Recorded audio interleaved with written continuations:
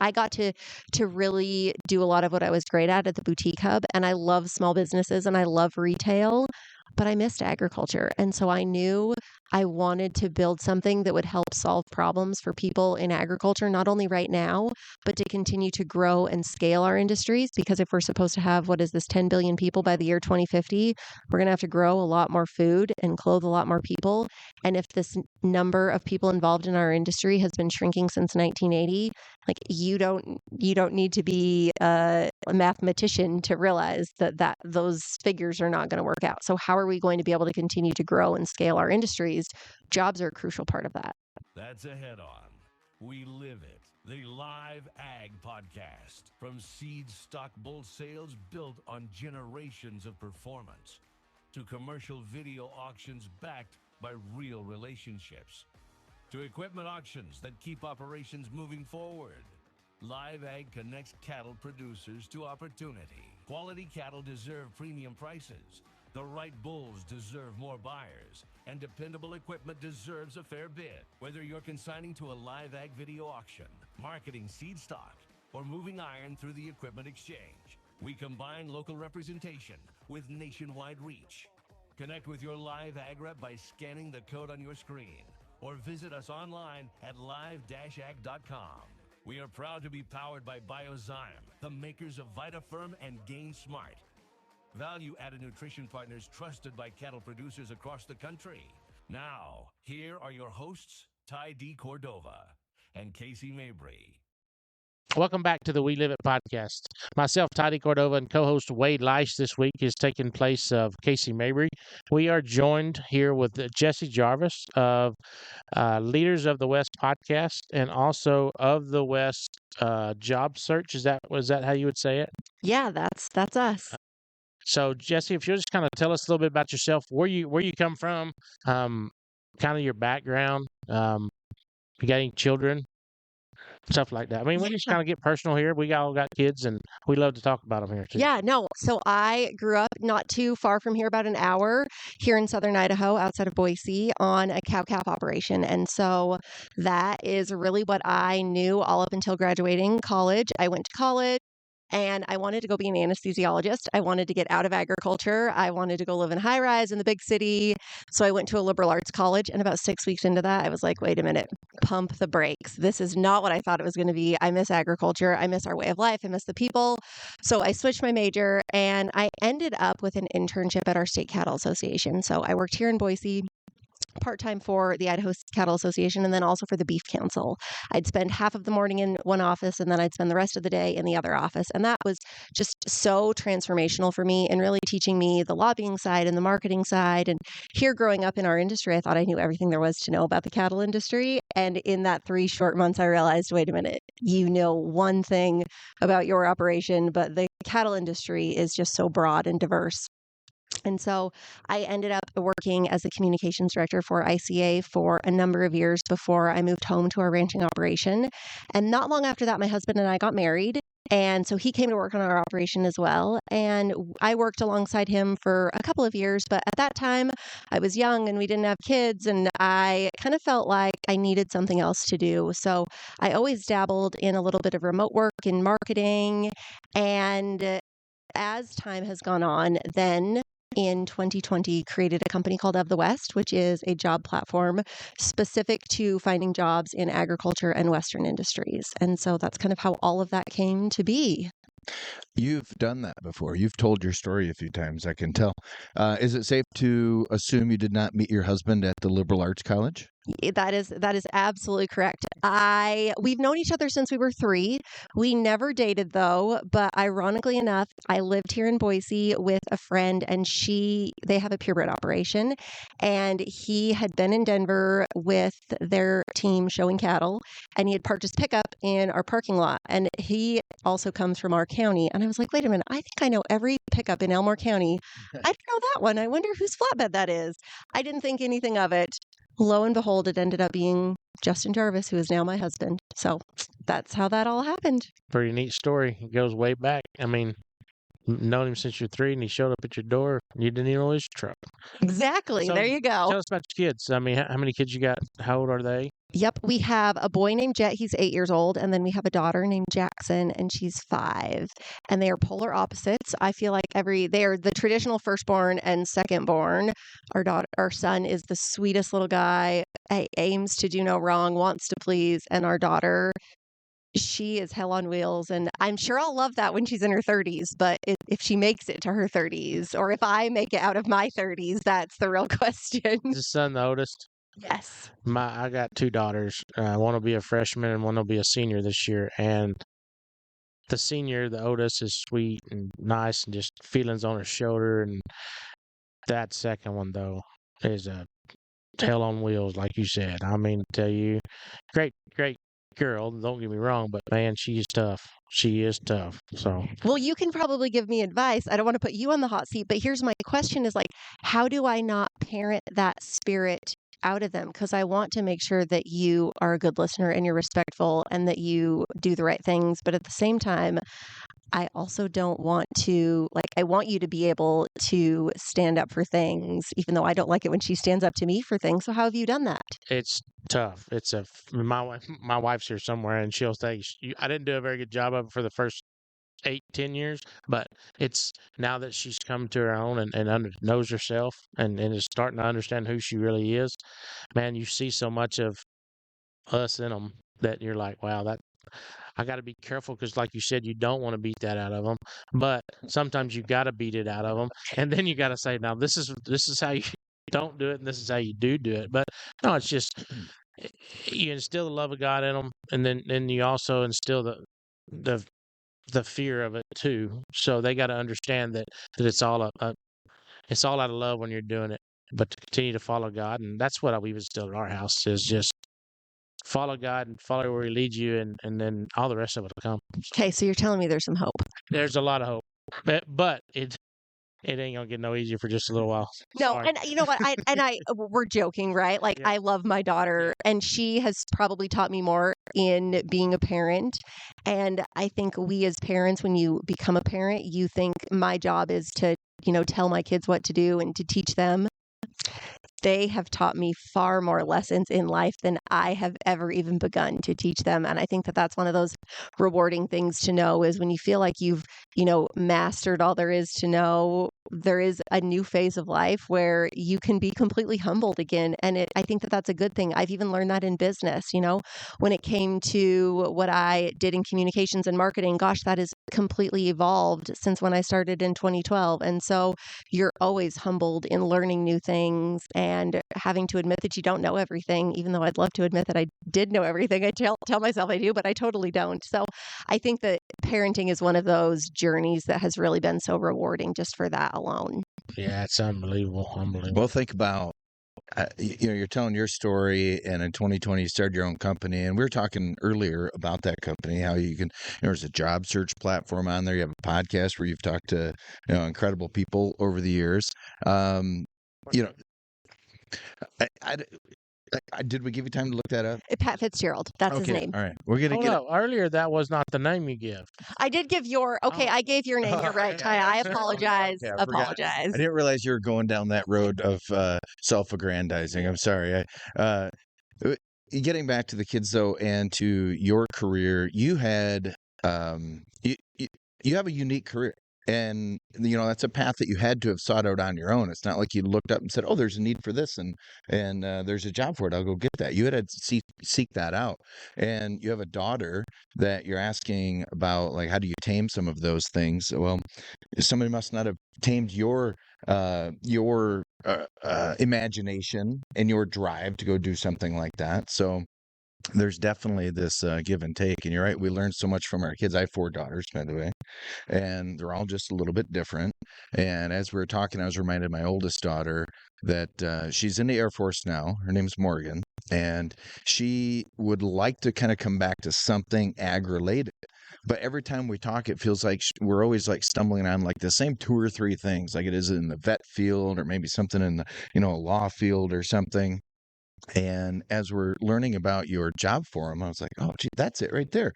How many people do you think, or how often do you think that a young person entering the job force who says, I want to go into ag and I don't know what's out there. Here's a great resource. Let me look at all of these different diverse careers in the ag industry. How often do you see that?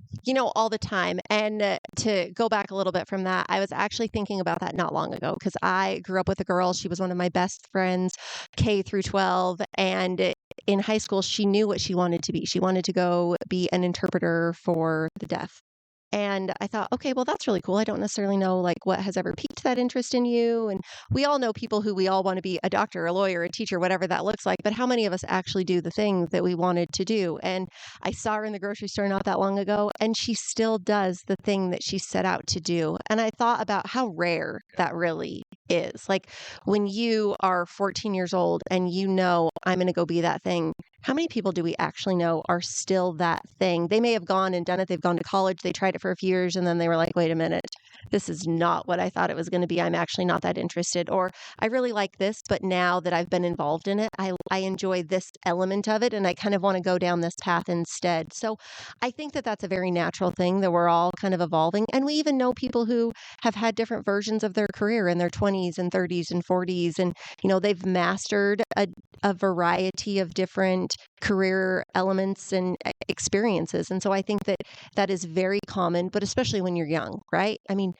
in reality, we're asking somebody by 18 years old to know what they're supposed to do for the rest of their life. And then invest in it if they want to go to Yes. college and put, $150,000 towards something that they don't know enough to know if that's what they want to do. So I think one of the things that we probably need to be a little bit better about is allowing for that exploration piece. Because again, what is the purpose of spending a massive amount of money in something that is it going to be the next best thing for you, or are you actually meant to go down a different path? So I think we have to allow for a little bit more of trial and error.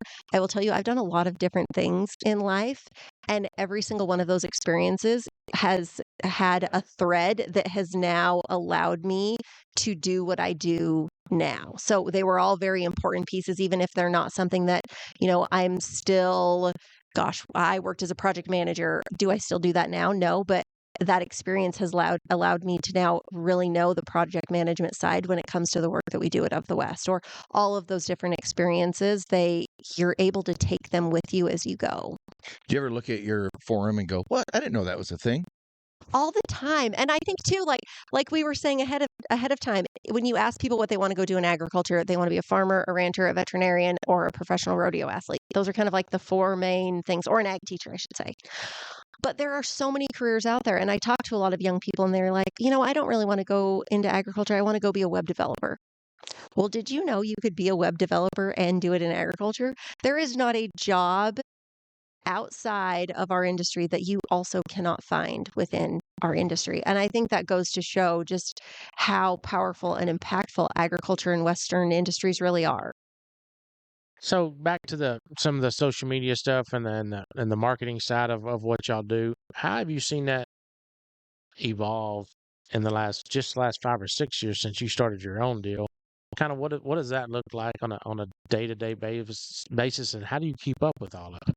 Oh my gosh, I don't know that you can ever keep up because literally it is something that is changing. What was cool last week is not even cool this week, or Instagram unveils this new feature or whatever it may be. And so I think when it comes to looking at it, it's almost like the stock market, right? If you were to have money in the stock market and you check it every single day, you're going to see a lot of ups and downs and ups and downs. But there's a reason that you get the quarterly statement because it shows you things at a 3-month glance. 3 months at a glance. And so when you pick up that year and you see, okay, what did it do in quarter one? What did it do in quarter two, quarter three, quarter four? That's what really allows you to get a much clearer picture versus the 365-day top and bottom of the market. Probably very similar to the cattle market, right? How many days do we hit the limit, top and bottom? But when you take that step back and you look at it, it's maybe a little bit more of that gentle roller coaster than we would actually like to think that it is. So when it comes to marketing, 2 things. I think that we can't get too fixated on what's trending because a trend is a trend. It's not going to last long. So I think you kind of have to take that step back and be somebody who's always willing to evolve. And I will say, and I don't want this to come off negative at all, but I've kind of used agriculture as a little bit of an example in this. One of the things in our industry is we have been a little bit resistant to change. And do we think that that's probably harmed us in some ways? I would say yes, it probably has. I think that there are some great things that have come from us being resistant to change, but I also think that we could probably be a little bit further ahead had we adopted it. And I never want to be somebody who was afraid of change or not willing to adopt it, because that is what is going to get me behind. When it comes to selling cattle, performance matters. That's why Biozyme Incorporated and Live Ag have partnered to bring more value to beef producers across the country. Cattle-fed VitaFerm and GainSmart products are backed by proven nutrition programs designed to support reproductive efficiency, feed efficiency, and overall herd performance. And now, through Live Ag's nationwide video auction platform, those nutrition-backed cattle are positioned in front of buyers who recognize the value of a documented premium feeding program. This partnership connects what happens in your pasture with what happens at sale time. Better nutrition, better documentation, increased market exposure. Talk to your Biozyme or your Live Ag rep, or visit your local dealer to learn how VitaFerm and GainSmart, paired with Live Ag marketing, can help your cattle stand out when it matters most.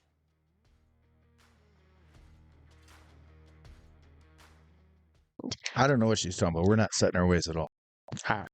I'm not. Oh, I totally am on a lot of other things, right? So here I am, pot calling the kettle black. But I think that it's really important to be somebody who's always willing to evolve and to change. And when there is something new when it comes to marketing, like, oh, I don't want to do that. No, you have to be willing to try it, because I tell you what, in 2 years, that's going to be old news. And you are going to be 5 years behind at that point because you didn't jump in with both feet. We talked about the job forum, and you have this podcast, which I know is wildly successful and followed by a lot of people. But there's a lot of podcasts. How do you separate yourself in that field, through your content? Like, where are you deriving deriving content from, and how do you separate yourself? Oh, that's a great question. A little bit of everything. And I think a lot of that is just within the work that we do. Obviously, we work with a variety of people, right? We have employers on one side, we have job seekers on the other.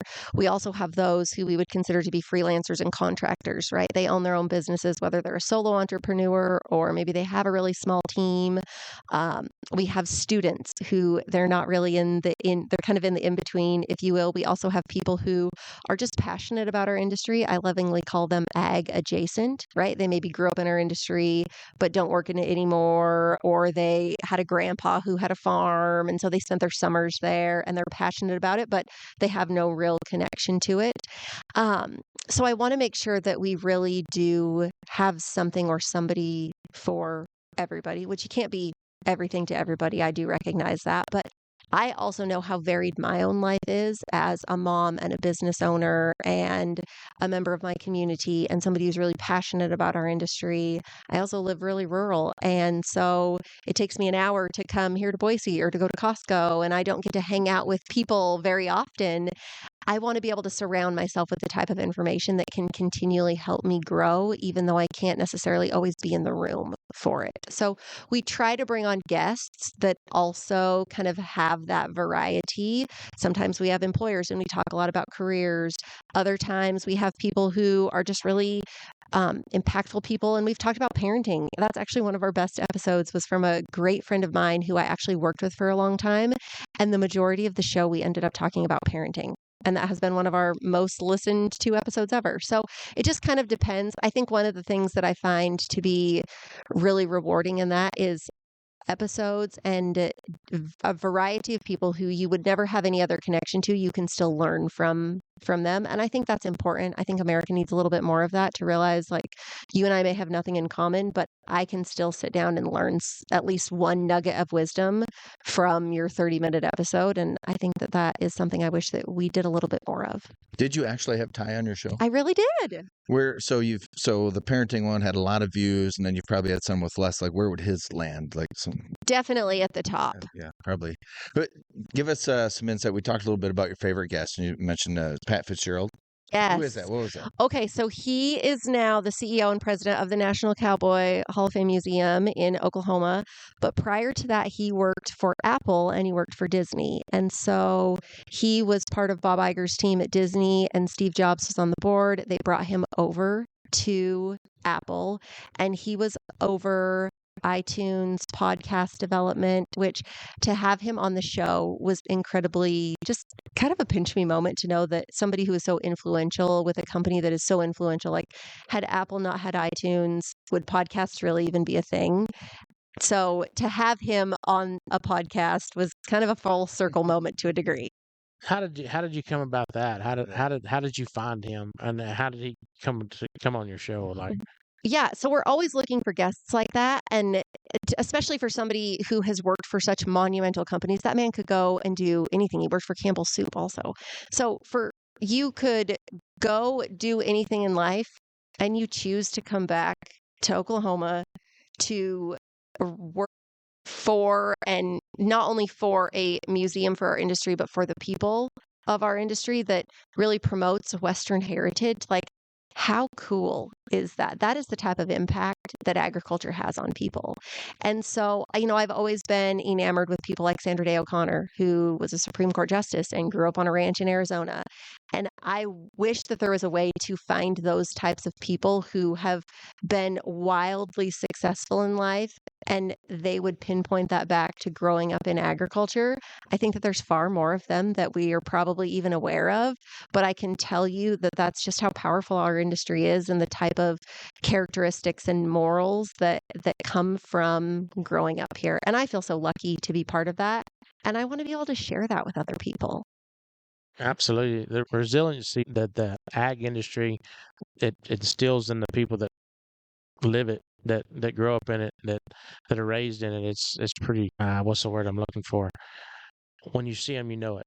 So yeah, who was somebody that kind of would have been somebody like a mentor? Like who did you look up to that did some stuff like this before to make you go this route, or is this just something that you knew you had a passion for and that you wanted to do? And how did you choose to do this? Yeah, great question. So this would have been at the time period where I had worked alongside my husband at our ranch for a couple of years and was looking for something that I could have as kind of a part-time job. I knew I wanted it to be remote just because I still wanted to be available for branding and shipping and all the things where we really needed the extra help. But I knew that I would still have some availability. And a friend sent me a job for a social media manager position at a company called the Boutique Hub. And I'm a woman, I love to shop. So I was like, okay, boutiques, that's kind of cool, right?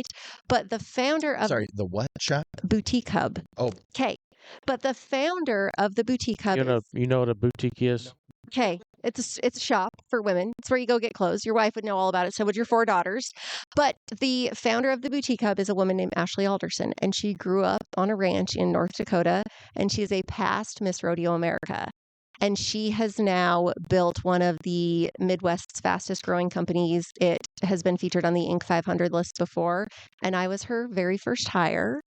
And I watched the company, I worked there for 7 years, watched that company grow. But basically what the Boutique Hub is a group of retailers from around the US and around the world. And they help those people with business ideas, tips, resources, personal development. They have events. They have a podcast as well. So anything that you need to know in the world of retail, the Boutique Hub has the answer for you. And so that's really where I learned digital marketing and community building and social media, project management, paid resources, whatever that looks like. All of the things, had I not had that job, Of the West would not even be remotely even a thought in my mind, because I had no idea what was possible until I had that role. And so many of my friends are now people that I worked with at that company. Ashley is still one of my very best friends today.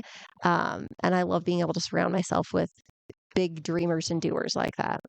I think it's just incredible. Like if you go back to high school and you had a crystal ball and said, this is what I want to do, or this is what I want my life to look like. This, what you do now, I'm sure it wouldn't be in there. You didn't know it existed. You didn't know it was a thing. It was never on the horizon. So you couldn't prepare for it.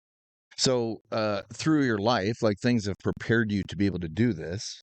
And you didn't even realize that they were. Yeah, absolutely. So when I was the girl who, if you asked me 5 days in a week, I would have told you 5 different answers every single day. I never really knew or had a connection to the thing that I wanted to do in life. But I think because of that, I did a lot of little things and I picked up all of the good from each of those. I found out what I was really good at. I found out what I was not good at. You also have to be pretty honest with yourself. There's a lot of things we're all not good at, and there's things that we have a superpower in. And so I've really honed in what my superpower is and how I can continue to not only use that muscle and that skill set, but also do it for something that I'm passionate about. Like I got to really do a lot of what I was great at the boutique hub, and I love small businesses and I love retail, but I missed agriculture. And so I knew I wanted to build something that would help solve problems for people in agriculture, not only right now, but to continue to grow and scale our industries. Because if we're supposed to have, 10 billion people by the year 2050, we're going to have to grow a lot more food and clothe a lot more people. And if this number of people involved in our industry has been shrinking since 1980, like you don't need to be a mathematician to realize that those figures are not going to work out. So how are we going to be able to continue to grow and scale our industries? Jobs are a crucial part of that. Do you ever follow through your job posting? Do you ever follow like, okay, this person applied for that job and they got it and this is what they're doing like 2 years later or whatever? Do you ever get any feedback from people on things like that? Good question. So we're not necessarily involved in the process itself. So an employer, what they'll do is they'll pay to post their position. We market it for them through our various job seeker networks. So whether that's email, social media, and then they manage their entire application process. So we do have a platform where that job seekers can apply for jobs, and you can vet your candidates through there. You can interview them. You can reject candidates. You can also have them apply off-site as well if you have your own applicant tracking system, which many large companies do. So we are very hands-off in the process itself, which is nice, but also we don't necessarily know whatever happened to somebody. We do get a ton of great feedback from people, though, and I will tell you, anytime that I ever get to go to an event and somebody comes up to me and says, Jessie, I just wanted to let you know, like, I have this job because I found it through Up the West. Like, it puts me in tears because I just know how impactful jobs are, right? Unless we are a trust fund kid, we all have to have a job. It is the thing that puts a roof over our head and keeps the lights on and keeps the food in the fridge and is what allows us to take our kids school shopping or on a vacation. And we have to have a job. And we know a lot of people who have a job that they don't love because they have to have a job. But when you are able to find a job that you love what you do every day, and that also affords you all of those same opportunities, like, it is just so cool to be part of that. Well, we either have a job or a passion, I feel like, So follow-up question on that. Do you have any advice for somebody that is applying? They're a job seeker. Like, what would make them stand out to those employers that are posting that job? Good question. Okay, so resume, right? You have to have a good resume. I will tell you, attention to detail is a really big thing, and it is often missed. You don't need to go above and beyond when it comes to like some heavily designed resume, but it does need to have really good formatting. So your name needs to be at the top of the page in bigger, bold letters. You need to be using the same font size throughout all of the headings, and the same font size throughout all the body of the text. So like you want it to show like it's a very organized piece of paper, because what is that going to say about you? That you're an organized individual, and nobody wants to hire somebody who's not organized.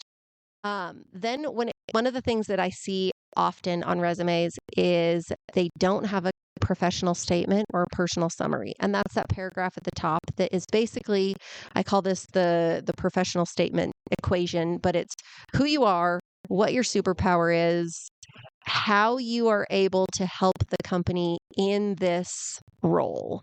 And that's kind of what those 3-4 sentences need to be, because a lot of employers don't read a cover letter. A lot of job seekers don't include a cover letter. So what exactly is going to make you stand out? If Ty and I have worked at all the same places for the same number of years, how is his resume going to look any different than mine? It's the professional summary piece of it that really is unique to me and what I'm good at, the type of impact that I've had at a company. And that's what really makes it unique. The other piece of that, though, are the bullet points. They have to be impact driven. If you tell me that, well, I assisted Live Ag with their podcasts. Okay, well, that's great, right? But like, so did anybody else in the room. So, but were you able to drive engagement? Were you able to increase listeners and subscribers tenfold over the course of a 6-month period? Like, what types of impact did you have while you were there? Hopefully, you had some impact. Otherwise, you might have to go back to the drawing board and think, what type of an employee am I? So that's another piece. Yeah, but Wade, you might have to have some more impact. Can't remember the last time I did a resume. We're gonna have to go back to the drawing board, Wade. I was just thinking, though, that does kind of have a lot of crossover to our reps who are working alongside producers, that if they went and said, here's my qualifications as a rep, they're not going to get that contract. It's here's who I am, here's what I can do for you, here's what my specialty is, and here's how we're going to partner together. I was riding around with a customer here a couple months ago, and he was trying to decide whether or not he wanted to sell his catalog with Live Ag, and he called us. So we went out there and rode around with him, visited with him a little bit, and about got done, and he looked at me. He said, "Now it's your turn. Why should I sell my cattle with y'all?" And I'm like, I really thought about that. You called me. But I said, well, and then I just went down a list of different things. This is what the market's the market. There's plenty of companies out there where all do the same thing. We all have the same kind of platforms. It ain't the company. It's the person. Who do you want to work with? Do you want to work with me, or do you want to work with this other guy? It don't matter, because the result is the market, but you're going to get a little bit different customer service here, and you're going to get a lot more personal.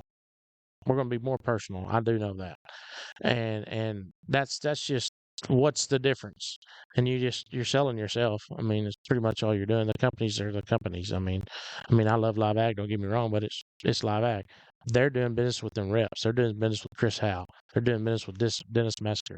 Elite Livestock. They brought a big book of business. They're doing business with them guys. We're just lucky enough that they trust us to do what we do, trust you to do what you do, and Jace to do what he does. And that's the difference. Yeah. Well, and I think kind of going on with that too, when an employer looks at a resume, it's subjective, right? You're going to like what you like what you like, and I like what I like. Or if we're going to all make the same purchase, we're driven by different things. I might be driven by the fact that it has a $20 off coupon code with it. You might be driven by the fact that it comes with a 2-year warranty. You might be more driven by the fact of who is the person that's selling it. So I think it's also really important, whether you are on the resume side or even on the rep side, about thinking about how am I positioning myself for what it may be that this person is driven by, because we're all driven by different things and we make different purchasing decisions based on different qualities. And so I think that is something that's really important for people in your world to consider is, one, why do I want to do business with somebody? What is driving me, I should say. And then if you are the rep, think about, okay, well, what are the elements that are involved here? And how can I kind of speak to every single one of these so that whether she's a person who wants the $20 discount, the 2-year warranty, or just the character behind the person, that I can capture all three of those people. Yeah, I think sometimes, quite honestly, we assume what the other person wants and we forget to listen. That our customer, in the auction industry in general, we might assume that they want the most money. That might not be it. It might be efficiency. It might just be where they were in the sale. It might be how you treated them. It might have what their product brought might be one of their lowest qualifications for you. And if you don't listen, you won't know that. Well, and I'll even go on that too. When we sell our heifers, so obviously I want them to do well, but something that matters to me is where they're going to go. Like if I'm selling those cows, I want them to go be the best possible cow, and you dang sure better be providing them the best possible life to be the best possible cow. Otherwise, I want to keep them because I know that that's what I'm going to do. And so I want that same, life for them as well. So that's something that kind of drives me in that. Yeah, there's just a lot of different things that drive. Just like you said, it's just depends on what you're looking for. But the key thing you said is listen. A lot of people forget to listen. A lot of people like to hear themselves talk instead of just listen. And then if you'll just sit back and listen, you can learn a lot. Like a lot of what somebody wants, or how you need to talk to them, or what you need to say next. If you just sit back and hear what they got to say. Speaking of listening, this has been one of the most interesting episodes, I think. I've learned a lot. It's been really interesting to hear. I didn't know that what you did existed. What do you have coming up? Do you have some really unique podcasts coming up? Is there an episode that you're going to put out that you're super excited about? Oh, that's a great question. Okay, well, I mean, we've already had Ty on the show, so that's kind of been there, done that. We actually just last night we had a webinar specific to remote job seekers, and we host those pretty often. I would say once every month or two, we host a free webinar, usually in the evenings for our job seekers so that they can attend. So definitely keep an eye on our website for those. We have a lot of great resources, usually around resumes, interview tips, professional networking, things of that nature. So it's pretty dang applicable to anybody, no matter whether they are right out of college, in their mid-career, kind of a career transition person. So those are always a really big deal as well. And then, of course, we get new jobs on the site every day. So if somebody is looking for a new role, that's definitely a good place to go. So what's the site? It's ofthewest.co. .co. .co. .co. .co. All right. And what is the podcast is Leaders of the Leaders West. of the West. Yep. And then you can find us over on Instagram, LinkedIn, Facebook. If you type in Of the West, we'll come right up. Well, we got some fun stuff coming up too. We're going to be selling 28,000 head tomorrow here in Boise. We'll be in Cody, Wyoming next month. We'll go to Alabama next month. We'll go to Alabama. Have a couple in Fort Worth, and then we're going to round out the year in Vegas. We're out of the league of, or our Vegas sale, which the following year will be tied to the League of Their Own Auctioneer contest.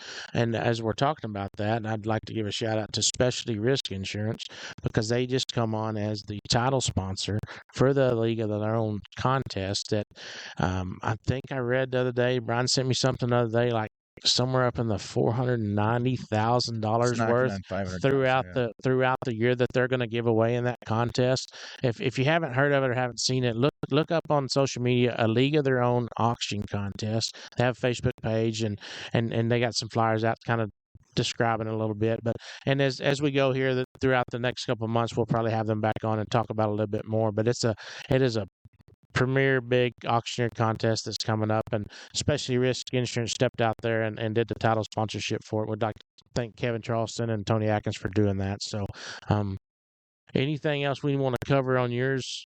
We talked about the website, and I guess they can find you on the website and message you there. And Yep, absolutely. And then we also do, if somebody needs help with their resume, we offer those types of services as well. If they're kind of fuzzy on what they want to do in life, we have career consulting that we do. So we have something for just about everybody. We also do, though, every other week we send out some special newsletters. So there's one, though, specific to those of us in the livestock industry. It goes out every other Wednesday, and it's got top news headlines that are happening within the U.S. livestock market, and then also top jobs in the industry as well that are off of the West. So that's definitely a good newsletter to hop on for sure. Well, this has been a year and a half in the making of getting you on here.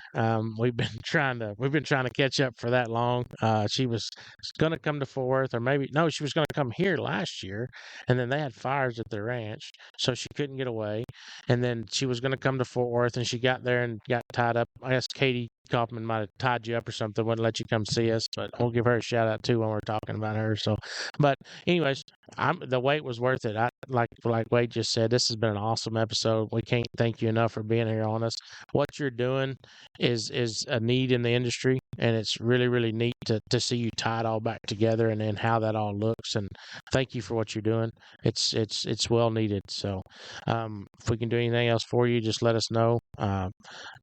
Ofthewest.co, ofthewest.co, not com, ofthewest.co. That's the website for the job search stuff, and the podcast is Leaders of the West. So check her out, like it, subscribe to it, write her messages, come on, advertise with them, search for jobs, do all that. Jessie Jarvis, thanks for being on here. We appreciate you very much. Oh, thank you guys for having me. Thank everybody for watching and tuning in to the We Live It podcast. We are recording here in Boise. Myself and Wade want to thank y'all for joining us. If you have any questions, like always, submit them to Wade or Casey. They will answer them, get right back to you. If you have any comments, I don't know if y'all been watching on our social media. We've had lots of comments towards Casey and what he's doing. Continue that up. He kind of likes that. He likes to be able to comment back and just leave my weight out of it from now on. Don't talk about my weight, talk about Casey's. So thank y'all for watching. Like always, God bless.